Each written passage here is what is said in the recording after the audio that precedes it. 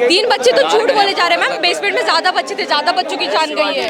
NCD का एक clear message यही आया है कि पहले तो करप्शन करेंगे ही करेंगे, अब करप्शन से उनका मन भर गया है, अब उन्हें चाहिए कि मर्डर करेंगे, तब उनको सेटिस्फैक्शन होगा। यहाँ सीवेज क्लीन कराने के लिए जब तक 3 बच्चे मरेंगे नहीं तब तक ये सीवेज नहीं क्लीन करेंगे, ये हाल है।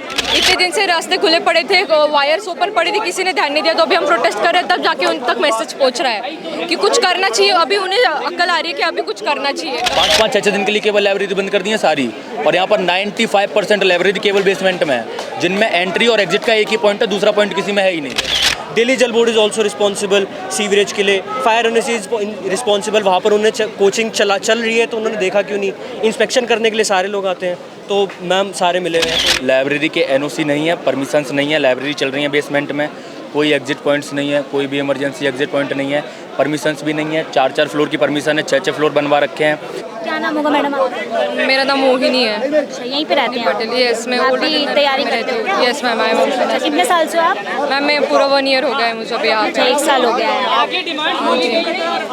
अभी जो चीज़ें हो रही हैं, क्या लगता है प्रोटेस्ट करने से कोई चीज़ें एक्शन मिल जाएंगी? मैम ऐसे तो कुछ ये लोग खुद से इम्प्लीमेंट करने वाले हैं नहीं।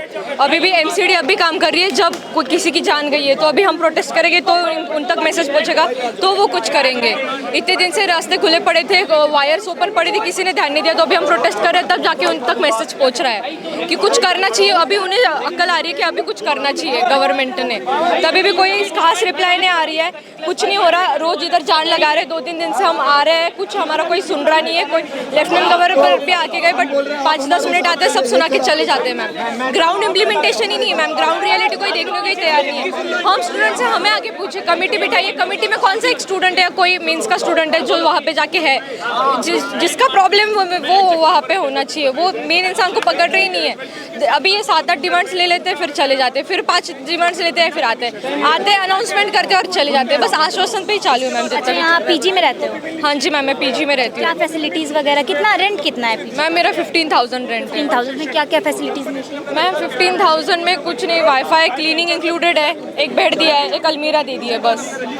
शेयरिंग में है या? शेयरिंग में है मैम। शेयरिंग में? हाँ मैम। तो आपके पीजी में भी ऐसा कुछ बायोमेट्रिक वाला सिस्टम है क्या? नहीं मैम, बायोमेट्रिक वाला सिस्टम नहीं है, मोटर का सिस्टम है मैम हमारे पीजी में। मैम इधर बेसमेंट में भी पीजी है मैम, मोटर का दिक्कत है हमें, पानी का दिक्कत है, हमें ब्रोकरेज देना पड़ता है मैम, हेवी हम चार्जेस देते हैं, इतना गंदा पानी आता है, हम ओनर को बोल देते हैं, ओनर हम पे चढ़ जाते हैं अलग से कि तुम रहने आए हो, तुम अपना देख लो मैम। हमारे कोई सुनता नहीं है यहाँ पे, ये हम पे एहसान कर रहे हैं, हम उनके यहाँ पे रह रहे हैं। अच्छा, यहाँ पे बोला जा रहा है कि जितनी चीज़ें हैं तो एमसीडी की गलती है, लोग बोल रहे हैं, लेकिन एमसीडी वाले बोल रहे हैं कि आईएएस अधिकारियों की गलती है, आईएएस आईपीएस की गलती है। दिक्कत है कि अकाउंटेबिलिटी फिक्स नहीं हो रही है। सब एक दूसरे पे डाल रहे हैं। जैसे 3-4 दिन हो गई है, अभी तक अकाउंटेबिलिटी फिक्स नहीं हुई है। कोई भी पॉलिटिशियन आता है वो बोलता है दूसरे को ब्लेम कर रहा है, एमसीडी वाले आते हैं वो बोलते हैं आईएएस कर रहा है, आईएएस बोल रहा है कि इनकी दिक्कत है। कोई भी अकाउंटेबिलिटी रिस्पॉन्सिबिलिटी लेने को रेडी नहीं है। आज भी पार्लियामेंट में बात होती, सेम चीज़ हुई कि एक ने दूसरे को ब्लेम करा, दूसरे ने तीसरे को बोला, कोई अपना कॉल ऑफ एक्शन नहीं बता रहा है। अरे कोई भी एमपी है, उसकी अपनी रिस्पॉन्सिबिलिटी है, भले वो गवर्नमेंट में हो या अपोजिशन में हो, उसकी अपनी रिस्पॉन्सिबिलिटी है, वो अपना कॉल ऑफ एक्शन नहीं बता रहे कि आप इस इंसिडेंट को लेकर क्या कर रहे हैं। सब एक दूसरे को ब्लेम कर रहे हैं, तो ये चीज़ नहीं होनी चाहिए। आप एक अकाउंटेबिलिटी फिक्स करिए। 3 दिन 4 दिन हो गए, यहाँ प्रोटेस्ट चल रहा है, कोई रिस्पॉन्सिबिलिटी नहीं ले रहा है। तो एमसीडी का एक क्लियर मैसेज यही आया है कि पहले तो करप्शन करेंगे ही करेंगे, अब करप्शन से उनका मन भर गया है, अब उन्हें चाहिए कि मर्डर करेंगे, तब उनको सेटिस्फैक्शन होगा। यहाँ सीवेज क्लीन कराने के लिए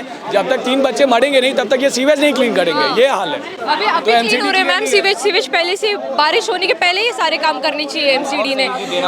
ये एमसीडी काम कब करी? तब 3-4 बच्चों की जान चुकी है। 3 बच्चे तो झूठ बोले जा रहे हैं मैम, बेसमेंट में ज़्यादा बच्चे थे, ज़्यादा बच्चों की जान गई है। क्या नाम होगा सर आपका? रतन मिश्रा। यही आप भी आईएएस एस्पिरेंट है, तैयारी करते हैं? मैं यहीं करोल बाग में रहता हूँ, पढ़ाई करते हैं? Yes ma'am. अच्छा, कितने साल से हैं आप? 2 साल हो गए मुझे यहाँ पे। 2 साल हो गए आप। तो आपकी नज़र में क्या क्या यहाँ पे जो है दिक्कतें हैं वो आती हैं? दिक्कतें जो है, ये पहली बार दिक्कत नहीं आई है। हाँ। ये पानी हर साल ऐसे ही भरता है। वायर अभी किसी ने नीचे नहीं कर दी है, वायर भी हमेशा से नीचे लटके हुए हैं। जो लड़का करंट से मर गया पानी में खड़ा होने के कारण, तार पकड़ा, गेट पकड़ा, उसमें तार कनेक्ट था, छूके मर गया। ये सारी प्रॉब्लम्स पहले से हैं। लाइब्रेरी के एनओसी नहीं है, परमिशंस नहीं है, लाइब्रेरी चल रही है बेसमेंट में, कोई एग्जिट पॉइंट्स नहीं है, कोई भी इमरजेंसी एग्जिट पॉइंट नहीं है, परमिशंस भी नहीं है। 4-4 फ्लोर की परमिशन है, 6-6 फ्लोर बनवा रखे हैं। जितना रेंट होना चाहिए लिमिट से ज़्यादा रेंट यहाँ पे लेते हैं। हर चीज़ का यहाँ पे एकदम नेक्सस चल रहा है।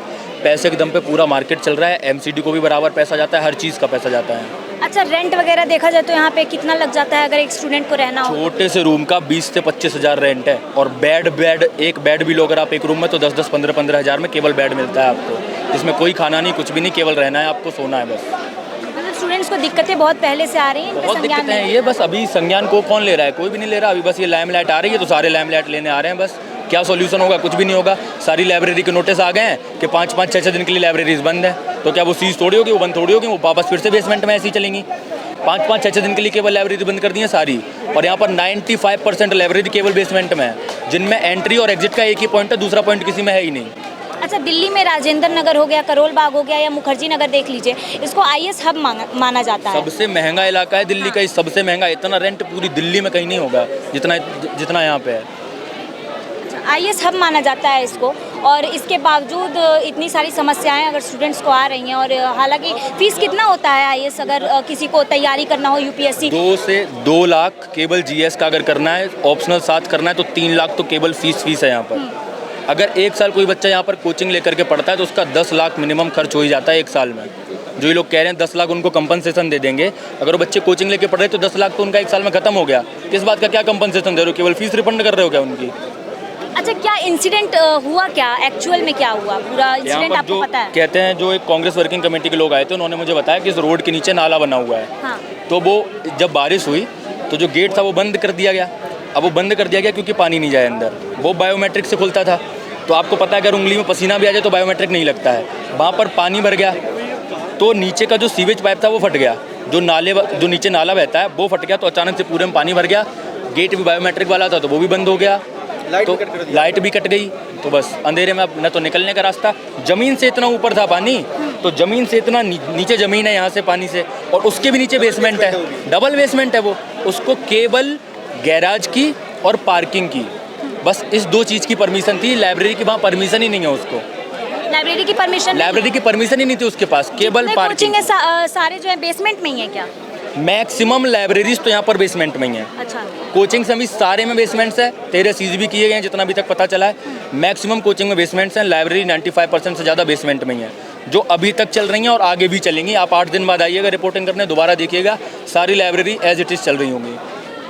कुछ बंद नहीं होने वाला, कुछ चेंज नहीं होने वाला। ये लैमलाइट लेने 2 बुलडोजर ला के खड़े कर दिए, कुछ कचरा हटा के खड़ा कर दिया, क्योंकि यहाँ पर पूरी दुनिया की मीडिया भी खड़ी हुई है, बस कुछ भी नहीं होने वाला है। के सक्सेना जी आए थे उस टाइम पे, इमीडिएटली इन्होंने स्टार्ट कर दिया, वायरिंग चेंज होगी, लाइनमैन आ गए, यहाँ पर बुलडोजर्स आ गए, they started demolishing the illegal encroachment, वो सारा तोड़ना शुरू कर दिया इन्होंने एकदम से।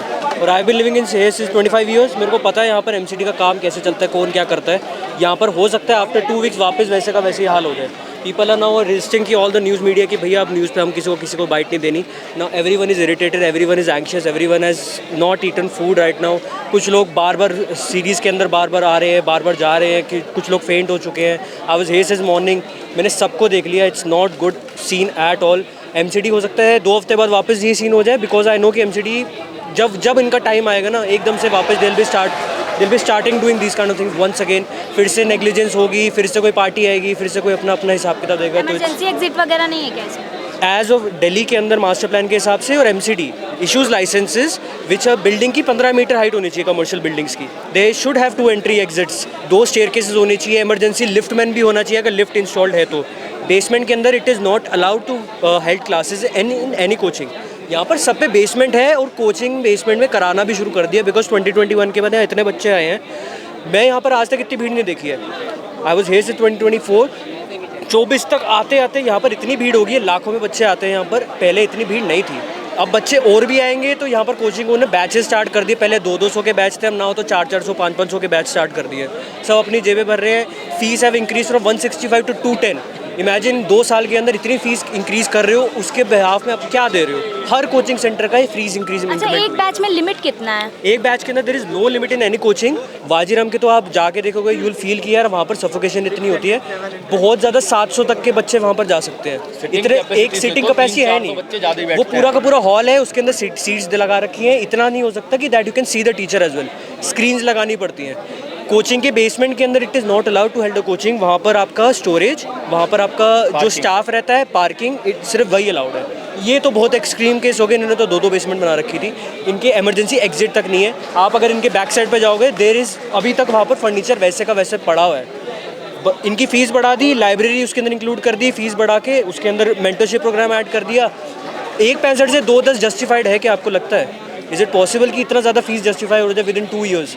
कोई ऐसा मेरे को तो नहीं लगता कि यहाँ पर बहुत सारे IAS बच्चे निकले एक ही स्पेसिफिक कोचिंग से कि भैया यही कोचिंग है, उसके अलावा कोई और है ही नहीं। तो आई डोंट नो कि MCD क्या एक्शन लेगी नेक्स्ट। अभी इतना हिसाब किताब ख़राब है यहाँ पर। People are protesting here and they won't be getting up unless and until the demands are met. जो बच्चे मरे हैं, जो लॉस्ट, जिन्होंने अपनी लाइफ लूज़ करी है, उनके पेरेंट्स, उनको कॉम्पनसेशन देना। VK सक्सेना जी सुबह सुबह आए, he came, he didn't talk to the students. जो 5-6 बच्चे थे, आई डोंट नो वो जेन्युइनली यहाँ पर स्टूडेंट्स थे भी या नहीं ORN के। जो जिनको लेकर गए उन्होंने क्या डिमांड्स रखी, व्हाट्सएप ग्रुप पे फॉरवर्ड हुआ है, टेलीग्राम ग्रुप्स बने हुए हैं। Nobody is bloody interested कि कौन क्या कर रहा है। सब ब्लेम गेम खेल रहा है। आम आदमी पार्टी पावर में है, यहाँ पर सेंटर में BJP है, कोई फ़र्क नहीं पड़ता। MCD की गलती है, सिंपल MCD का काम था ये। MCD 10 साल 15 साल से ये करना चाहिए था। They have not done their job and it is the worst day कि अब डेथ टोल क्रॉस करने लग गए, मरने लग गए बच्चे, तब जाके यहाँ आवाज़ उठी है। वरना स्टूडेंट्स हैं, everyone is very well educated including me. सारे के सारे स्टूडेंट्स हैं, ब्यूरोक्रेट बनने वाले हैं, ऐसे कोई नहीं बैठ सकता मैम। अच्छा, अभी तक जो चीज़ें सामने आई हैं कि भाई 3 बच्चों की डेड बॉडी मिली है, तो मतलब ये आंकड़ा सही है या इससे ज़्यादा या कम भी हो सकता, ज़्यादा हो सकता है? 6, साढ़े 6, 7 बजे डोमिनोज से वहाँ पर हमको वीडियो वायरल हुई है जिन लोगों ने क्लिक करी थी। हाँ। थार आई, जो आप सारे न्यूज़ मीडिया के अंदर, न्यूज़ चैनल्स के अंदर दिखा रहे हैं, वो थार आई। हाउ इज़ इट पॉसिबल कि थार आने से इतना ज़्यादा पानी वहाँ पर भरा हुआ था कि गेट टूट गया। एक मेटल का गेट टूटना, यू कैन इमेजिन कि कितना फोर्स लगा होगा, पानी की वेव्स कितनी जनरेट हुई होंगी। उसको अंदर करा है अभी। There are people who have the FIR has been filed on some people. The main accused MCD का सर्कल ऑफिसर का था। हर साल लाइसेंस रिन्यू होता है, हेल्थ ट्रेड लाइसेंस रिन्यू होता है, फायर होने से रिन्यू होता है। CCTV कैमरास कहाँ हैं? इनका रिन्यू कैसे हो गया एकदम से? इनका fire hydrant should be working, इनके फायर के जो स्प्रिंकलर है they should be working. 5000 minimum water capacity होनी चाहिए टैंक्स की, वो कैसे, कौन चेक कर रहा था? फायर NOC इनको किसने दिया? MCD ने कैसे चेक करा? DPCC कैसे इशू करा पोल्यूशन के लिए? इनका जो कमर्शियल वाटर आता है, कमर्शियल वाटर में 60% ड्रेनेज चार्जेस है, सीवरेज। इनकी सीवरेज चार्जेस देने के बाद भी अगर 10 लाख का भी बिल आता है इनका ना महीने के अंदर, तब भी सीवरेज चार्जेस 6 लाख रुपए होता है। कहाँ है इनका सीवरेज? तो मेरे को देखा नहीं। 10 साल से यहाँ पर अभी तक सिर्फ 2 बार रोड बनी है। पूसा रोड 3 बार बन चुकी है। जो रोड बननी चाहिए थी वहाँ पर अभी खुदाई होकर सीवर की पाइप सी बड़ी नहीं करी है। दिल्ली जल board is also responsible sewerage के लिए। Fire NOC is responsible. वहाँ पर उन्होंने कोचिंग चल रही है तो उन्होंने देखा क्यों नहीं? इंस्पेक्शन करने के लिए सारे लोग आते हैं। तो मैम सारे मिले हुए हैं, कोई एक स्पेसिफिक अमाउंट का, एक बंदे को तो मैं नाम बोल नहीं सकता। देखिए कि जो बेसमेंट में लाइब्रेरीज थी वो बंद हो गई। अभी जो फर्स्ट फ्लोर और सेकंड फ्लोर पे 2-4 लाइब्रेरी यहाँ पे, उनने तुरंत अपना रेंट डबल से ट्रिपल कर दिया है। जो पहले 2,500-3 हज़ार में उठती थी, अब 5,000 से 6,000 में वो लाइब्रेरी दे रहे हैं अपनी, क्योंकि वो फर्स्ट फ्लोर के लाइब्रेरी सही कह रहे हैं। एब्सोल्यूट है। यहाँ पर कोरलबाग के गोल चक्कर के ऊपर दे रहा 3 लाइब्रेरीज, तीनों के तीनों ने रेंट एकदम से बढ़ा दिया। डिमांड सप्लाई है मैम, इसका भी इम्पैक्ट, ये सीधा डिमांड सप्लाई है। रेंट यहाँ पर भी बढ़े थे, पहले 6,000-7,000 रेंट था यहाँ पर, होते 17,000, 18,000, 20,000 भी रेंट है। गर्ल्स PG का पूछो, सबके गर्ल्स PG सबसे एक्सपेंसिव है पूरे ORN में, यहाँ पर मिलता ही नहीं है। एक 1 आवर के बाथरूम जैसा रूम यहाँ पर टॉप फ्लोर पे 15 मीटर से ऊपर अलाउड नहीं है। उसमें आप 10 फ्लोर बनाओ, किसी को कोई फ़र्क नहीं पड़ता। इन राउस की IAS का आप कोचिंग का सेंटर देखोगे ना, 15 मीटर हाइट सीलिंग तो है इनकी। इन्होंने बेसमेंट बड़ी करने की वजह से इनको अपना पार्किंग लेवल नीचे करना पड़ा है। बाजीराम की कोचिंग है, बाकी और भी कोचिंग है, दृष्टि, विजन, नेक्स्ट IAS, जितनी भी कोचिंग देखो थोड़ी सी एलिवेटेड है। जो पुरानी बिल्डिंग है, आई कैन अंडरस्टैंड, ये सारी बिल्डिंग्स का देखो ये थोड़ा लेवल डाउन है। न्यू कंस्ट्रक्शन तो they can elevate the level, right? नहीं करा किसी ने।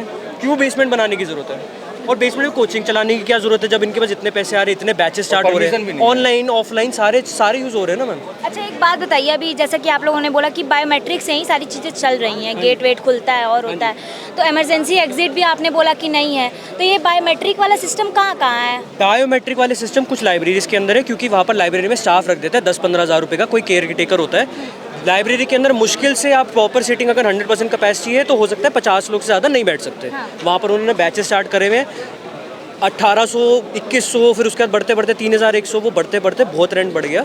क्या हुआ, इन्होंने बायोमेट्रिक इंस्टॉल करा so that the people who are already in the library they should only come.